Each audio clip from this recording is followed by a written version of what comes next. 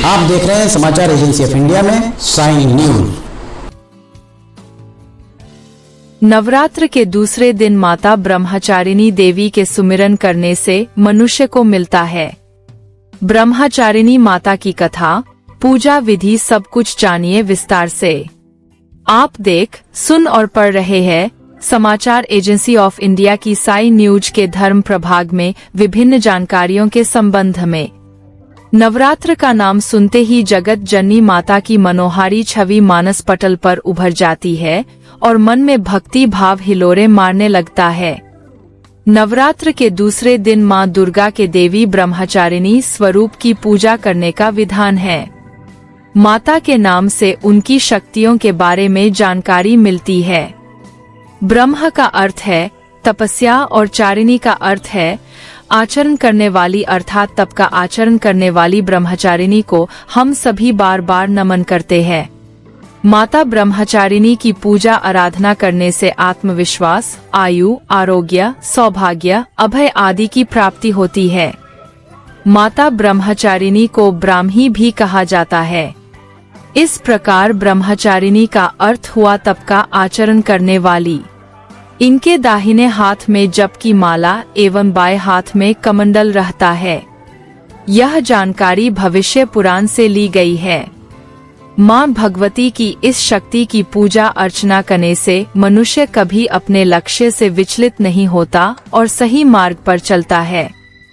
साधक इस दिन अपने मन को माता के चरणों में लगाते हैं। अगर आप जगत जननी माता दुर्गा की आराधना करते हैं और अगर आप माता दुर्गा जी के भक्त हैं, तो कमेंट बॉक्स में जय भवानी, जय दुर्गा अथवा जय काली माता लिखना न भूलिए। दधाना कर पद्माभ्यामक्ष माला कमंडलु देवी प्रसिद्धु मयि ब्रह्मचारिणीनुत्तमा। आइए जानते हैं माता ब्रह्मचारिणी के द्वारा अपने साधना करने वाले भक्तों को क्या फल दिए जाते हैं। माँ दुर्गा जी का यह दूसरा स्वरूप भक्तों और सिद्धों को अनंत फल देने वाला है। इनकी उपासना से मनुष्य में तप, त्याग, वैराग्य, सदाचार, संयम की वृद्धि होती है। जीवन के कठिन सनोमार्शों में भी उसका मन कर्तव्य पथ से विचलित नहीं होता। माँ ब्रह्मचारिणी देवी की कृपा से उसे सर्वत्र सिद्धि और विजय की प्राप्ति होती है। दुर्गा पूजा के दूसरे दिन इन्हीं के स्वरूप की उपासना की जाती है। इस दिन साधक का मन स्वाधिष्ठान चक्र में शिथिल होता है। इस चक्र में अवस्थित मन वाला योगी उनकी कृपा और भक्ति प्राप्त करता है। इस दिन ऐसी कन्याओं का पूजन किया जाता है कि जिनका विवाह तय हो गया है लेकिन अभी शादी नहीं हुई है। इन्हें अपने ओमार बुलाकर पूजन के पश्चात भोजन कराकर वस्त्र, पात्र आदि भेंट किए जाते हैं। माता की उपासना किस तरह की जानी चाहिए, इस संबंध में जानकार विद्वानों का कथन है कि प्रत्येक सर्वसाधारण के लिए आराधना योग्य यह श्लोक सरल और स्पष्ट है। माँ जगदम्बे की भक्ति पाने के लिए इसे कंठस्थ कर नवरात्रि में द्वितीय दिन इसका जाप करना चाहिए।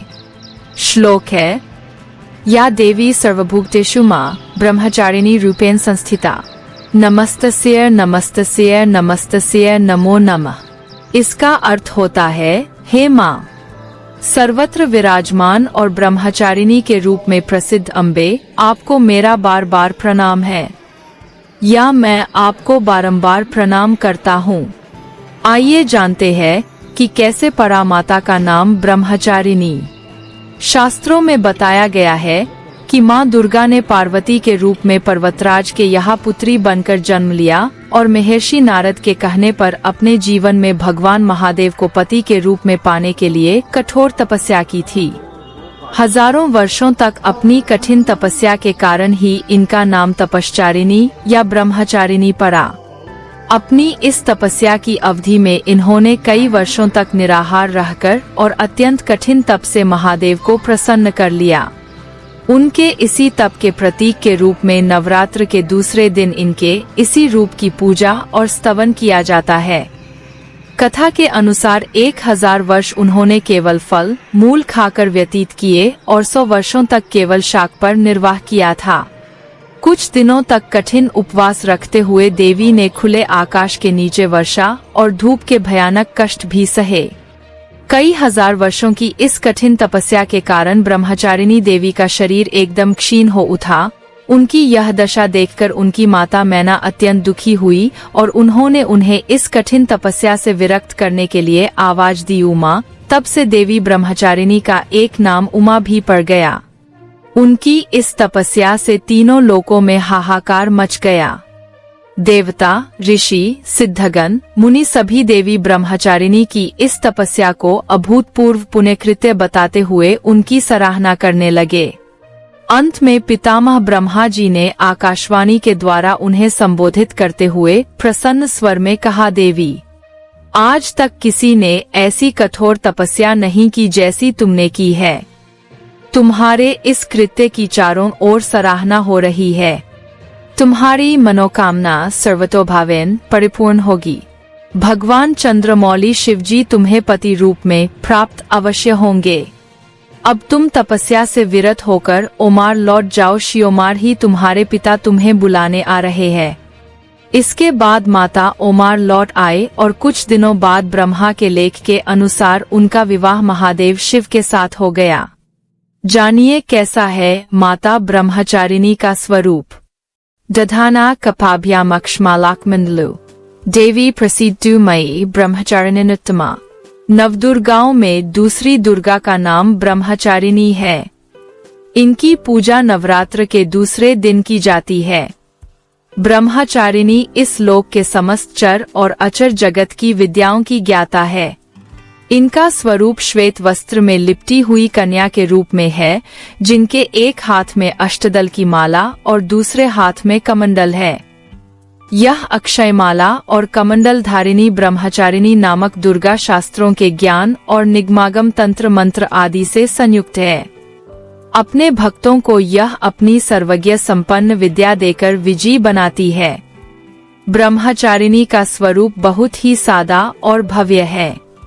अन्य देवियों की तुलना में वह अति सौम्य, क्रोध रहित और तुरंत वरदान देने वाली देवी है। जानिए माता ब्रह्मचारिणी को क्या लगता है भोग। नवरात्र के इस दूसरे दिन माँ भगवती को चीनी का भोग लगाने का विधान है।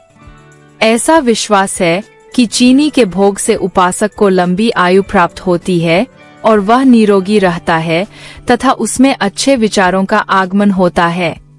साथ ही माता पार्वती के कठिन तप को मन में रखते हुए सनोमाश करने की प्रेरणा प्राप्त होती है।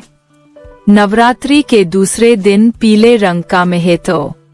नवरात्रि के दूसरे दिन पीले रंग के वस्त्र पहनकर पूजा अर्चना करनी चाहिए, क्योंकि माता ब्रह्मचारिणी को पीला रंग बहुत प्रिय है। साथ ही माता को पीले रंग के वस्त्र, पीले रंग के फूल, फल आदि अवश्य अर्पित करना चाहिए। भारतीय दर्शन में पीला रंग पालन पोषण करने वाले स्वभाव को दर्शाता है और यह रंग सीखने, उत्साह, बुद्धि और ज्ञान का संकेत है। जानिए माता ब्रह्मचारिणी पूजा विधि। माता ब्रह्मचारिणी की पूजा नवरात्र के पहले दिन की तरह ही शास्त्रीय विधि से की जाती है। ब्रह्म मुहूर्त में उठकर स्नानादि से निवृत्त होकर पूजा स्थल पर गंगाजल से छिड़काव करे और पूरे परिवार के साथ मां दुर्गा की उपासना करे। माता ब्रह्मचारिणी की पूजा में पीले रंग के वस्त्र का प्रयोग करे और पीले रंग की चीजें ही अर्पित करे। माता का पंचामृत से स्नान कराने के बाद रोली, कुमकुम अर्पित करें। इसके बाद अग्यारी अर्थात पवित्र अग्नि प्रज्वलित करे और अग्यारी पर लौंग, बताशे, हवन सामग्री आदि चीजें अर्पित करें, जैसा आपके क्षेत्र में होता है। मां ब्रह्मचारिणी की पूजा में पीले रंग के फल, फूल आदि का प्रयोग करें। माता को दूध से बनी चीजें या चीनी का ही भोग लगाए। इसके साथ ही मन माता के ध्यान मंत्र का जप करें और बीच बीच में पूरे परिवार के साथ माता के जयकारे लगाते रहें। इसके बाद पान सुपारी भेंट करने के बाद प्रदक्षिणा करें। फिर कलश देवता और नवग्रह की पूजा करें। इसके बाद ओमाई के दीपक व कपूर से माता की आरती करें। फिर दुर्गा चालीसा, दुर्गा सप्तशती आदि का पाठ करें। पूजा पाठ करने के बाद फिर माता के जयकारे लगाए। साथ ही शाम के समय भी माता की आरती करें।